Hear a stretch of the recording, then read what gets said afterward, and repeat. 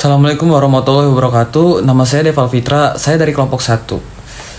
Di sini saya akan menjawab dari soal identifikasi 3 faktor utama yang mendorong perkembangan bahasa Indonesia dari masa penjajahan hingga era digital.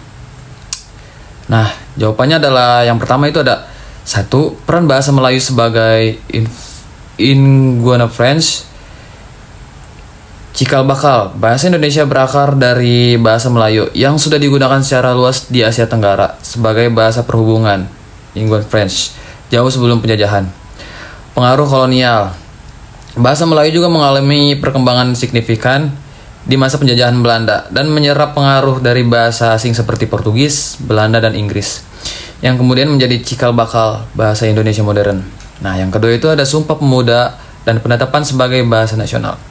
Sumpah Pemuda tahun 1928, bahasa Indonesia dikukuhkan sebagai bahasa persatuan bangsa melalui Sumpah Pemuda, menanamkan identitas nasional dan semangat pemersatuan.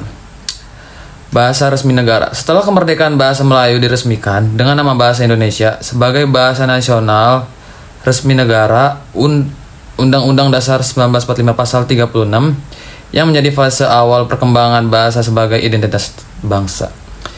Yang ketiga ada globalisasi dan era digital. Adaptasi teknologi. Teknologi informasi dan komunikasi yang pesat di era digital membuat bahasa Indonesia harus beradaptasi, menyerap istilah-istilah baru dari berbagai bidang teknologi dan budaya global. Perkembangan ragam bahasa.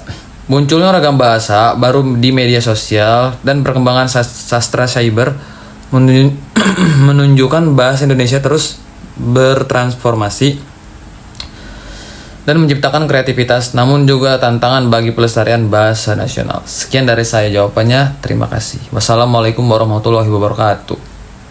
Assalamualaikum warahmatullahi wabarakatuh. Perkenalkan, saya Rizky Aliuddin. Saya akan ngebahas apa dampak histori keputusan tersebut bagi perkembangan bahasa masa kemerdekaan hingga sekarang. Dampak positifnya: 1. Pemersatuan bangsa Indonesia menjadi simbol persatuan antara sebagai suku dan daerah di Indonesia. 2. Bahasa resmi negara.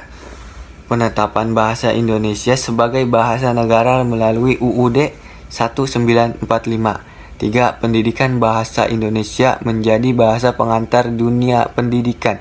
5. Pengembangan kebudayaan. Bahasa Indonesia berfungsi sebagai alat untuk mengembangkan kebudayaan.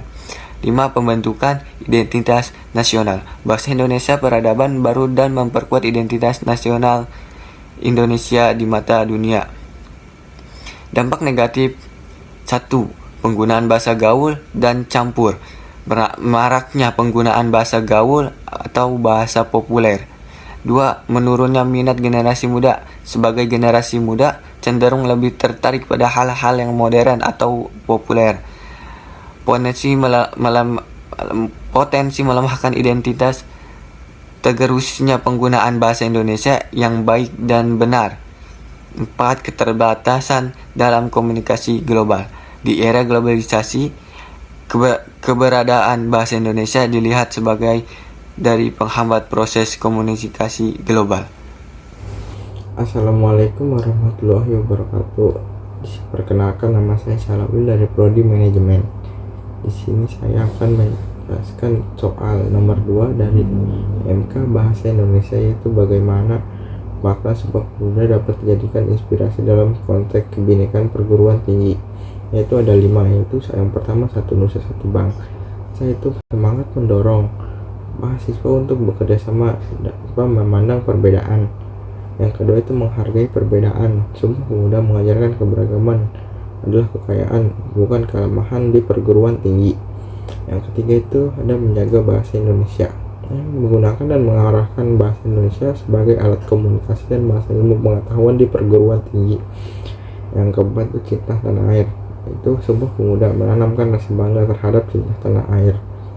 Itu yang kelima, melawan polarisasi di era digital, di mana sangat sentimen kedaerahan dan polarisasi itu bisa menguat kapan saja. Assalamualaikum warahmatullahi wabarakatuh. Perkenalkan, nama saya Muhammad Rafiq Pratama dari Prodi Manajemen. Saya dari kelompok 1 matkul bahasa Indonesia. Saya di sini ingin menjelaskan pertanyaan lebih ke soal dan jawaban. Di sini saya ingin menjelaskan kehidupan di lingkungan kampus dari materi mulai bahasa gaul, lingkungan masyarakat dan sebagainya. Mulai dari bahasa gaul terlebih dahulu, perubahan bahasa gaul yang dipengaruhi oleh media sosial, contohnya mahasiswa menggunakan kata santuy untuk plesetan dari kata santai, untuk menyampaikan pesan agar rileks atau bisa bahasa lain, anjay itu biasanya untuk keren, menunjukkan kekaguman. Seperti dalam kalimat anjay itu keren banget outfit lu semisalnya. Maaf nih sebelumnya. Penyebabnya itu pengaruh media sosial seperti TikTok, Instagram, dan sebagainya yang mempopulerkan frasa-frasa baru, menciptakan subkultur bahasa yang unik di kalangan mahasiswa. Penggunaan bahasa baku untuk situasi formal, contohnya saat diskusi kelompok presentasi atau diskusi ilmiah, mahasiswa wajib menggunakan bahasa Indonesia dan bahasa baku atau sopan. Biasanya untuk menggunakan bahasa baku atau sopan itu lebih efektif dan memastikan semua orang bisa memahami latar belakang yang beragam.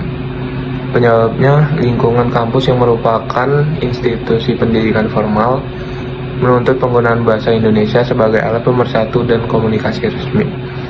Di lingkungan masyarakat, penggunaan bahasa gaul dengan kosakata baru, contohnya menggunakan vibe untuk menggambarkan suatu suasana yang baru, seperti aku suka vibe tempat itu, atau bisa dibilang bahasa anak sekarang tuh gue suka banget sama vibes-nya. Atau bisa ada bahasa lain, jangan kepo deh ya, biasanya kayak gitu untuk menunjukkan rasa penasaran. Penyebabnya, bahasa gaul seringkali merupakan hasil adaptasi dari bahasa asing atau slang yang dipopulerkan oleh budaya pop, media sosial, dan lain sebagainya yang kemudian diserap dalam percakapan sehari-hari. Fleksibilitas berdasarkan konteks, contohnya itu seseorang mungkin menggunakan bahasa gaul yang lebih santai dan informal saat berbicara dengan teman sebaya. Penyebabnya, penggunaan bahasa disesuaikan dengan tujuan komunikasi, suasana, dan interaksi. Siapa yang berbicara menciptakan berbagai ragam bahasa sesuai situasi. Sebelumnya, terima kasih, mohon maaf bila ada salah kata. Assalamualaikum warahmatullahi wabarakatuh. Bagaimana cara mahasiswa berkontribusi dalam menjaga kemurnian mendorong modernisasi bahasa Indonesia? Jawabannya, memanfaatkan media digital untuk membuat konten kreatif serta menjadi contoh dalam penggunaan bahasa yang baik dan benar sehari-hari. Selain itu, mereka dapat berpartisipasi dalam organisasi kemahasiswaan yang fokus pada bahasa dan sastra, serta berperan sebagai agen perubahan dengan mengadvokasi penggunaan dan mengembangkan bahasa Indonesia di berbagai bidang. Berikut beberapa cara mahasiswa dapat berkontribusi. 1. Menjadi pionir penulis dan kreator. 2. Menggunakan bahasa Indonesia dengan baik dan benar. 3. Menjadi agen perubahan dan teladan. 4. Melakukan penelitian dan pengembangan. Terima kasih. 6. Diskusikan dampak kongres yang dapat diterapkan di kelas organisasi maupun di media sosial. Dalam kongres media sosial, di kelas meliputi fasilitas diskusi dan kolaborasi kelompok melalui grup belajar. Akses materi edukatif lewat video, tutorial, dan kursus daring, serta penyebaran informasi akademik yang cepat. Dalam organisasi, dampaknya adalah pemasaran yang lebih luas dan biaya lebih rendah, pembangunan komunitas dan jaringan, serta peningkatan interaksi dan ketertiban pelanggan. Namun, penggunaan media sosial juga dapat menimbulkan dampak negatif seperti kecanduan, penyebaran berita hoaks, perundungan siber, dan gangguan fokus.